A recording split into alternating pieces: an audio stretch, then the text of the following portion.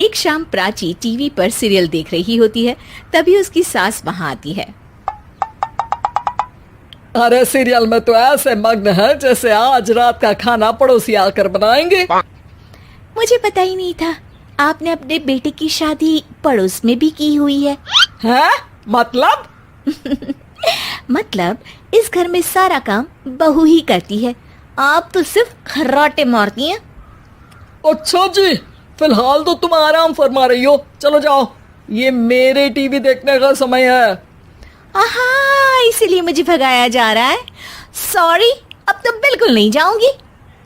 प्राची की इस बात पर दोनों सास बहू के बीच टीवी रिमोट के पीछे बच्चों जैसे छीना झपटी शुरू हो जाती है, जिसके बीच श्लोक भी काम से घर वापस आ जाता है। हाँ, आज मेरी चूहे बिल्ली की जोड़ी किस बात पर झगड़ रही है? अरे तेरे बीवी मुझे टीवी ही नहीं देखने दे रही। अरे तुम्हारी मम्मी मुझे खाना बनाने के लिए फोर्स कर रही है।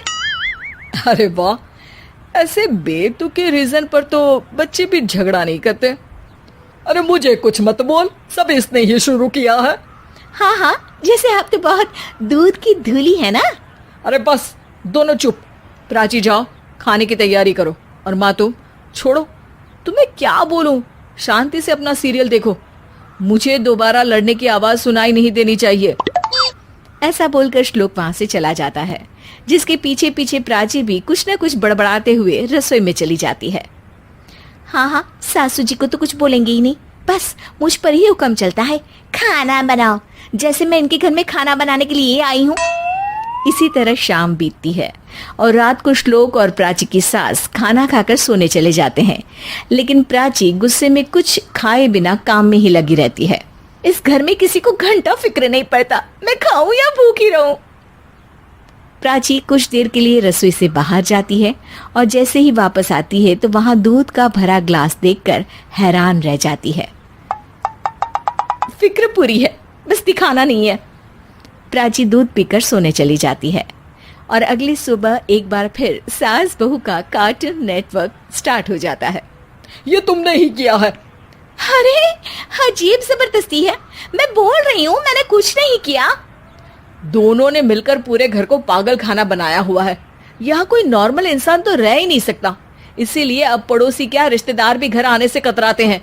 और सुन बेटे, तू भी चंगा, तेरी माँ भी चंगी, तेरी बीवी भी चंगी, रिश्तेदार।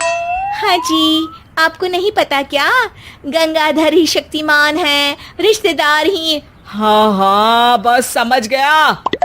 कभी जानवरों जैसे लड़ेंगी तो कभी जुगलबंदी करेंगी।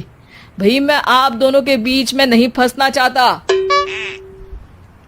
सास बहू की इस मन मौजी जोड़ी से परेशान होकर श्लोक अपना सिर खुजलाता वहां से चला जाता है। चलो अब मैं भी कीर्तन में जा रही हूँ।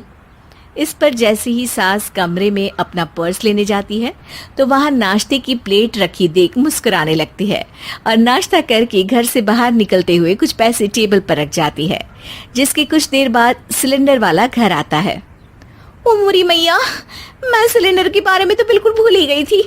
घर खर्च के सारे पैसे भी मम्मी के पास है और श्लोक से बोला तो उल्टा 4 बात सुनाएंगे। प्राची ये सोच ही रही होती है कि अचानक उसका चेहरा चमक उठता है और वो घर में आकर इधर उधर देखने लगती है। तभी उसकी नजर टेबल पर रखे पैसों पर पड़ती है, जिन्हें वो सिलेंडर वाले को दे देती है। ये सब श्लोक देख लेता है।